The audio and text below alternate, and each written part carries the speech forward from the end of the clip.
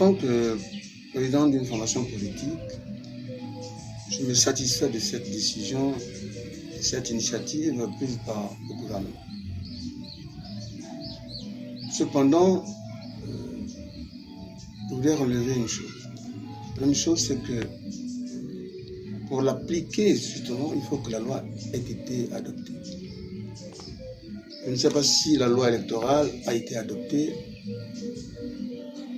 Maintenant, si elle n'a pas été adoptée, je pense que le gouvernement gagnerait, à travers le ministère de l'Intérieur, gagnerait à faire d'abord adopter la loi sur laquelle il devait fonder ses inscriptions sur la liste électorale. La deuxième chose, c'est que le gouvernement, vous savez que ce sont les élections qui ont toujours divisé les Gabonais. Les élections ont été toujours à l'origine des soubresauts, pour ne pas dire des troubles dans notre pays. La contestation a été la première chose. Et le fichier électoral en est l'une, pour ne pas dire la principale raison. Idéalement, le ministère de l'Intérieur aurait gagné en mettant à plat tout le fichier électoral. Parce qu'il ne répond plus. Pour deux raisons. La première raison, c'est la transparence électorale, qu'on ne suspecte plus qui que ce soit. La deuxième raison, pour éviter le taux d'abstention. Parce que, je vous dis, je vous prie de me croire, que le taux d'abstention est aussi la résultante justement de ce fichier rempli parfois par des morts, par des personnes décédées,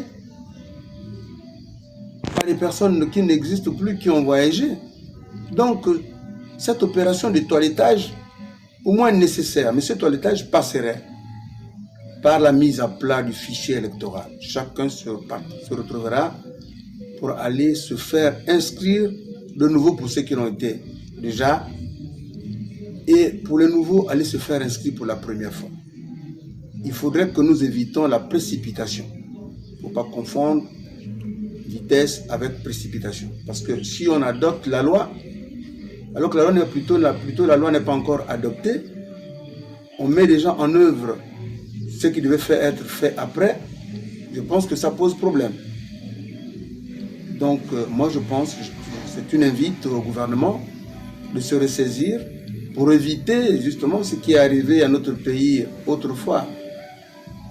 2023 en est l'exemple le plus patent, puisque c'est hier là, le fichier électoral, la mauvaise élection, la mauvaise organisation des élections ont été à l'origine, ont failli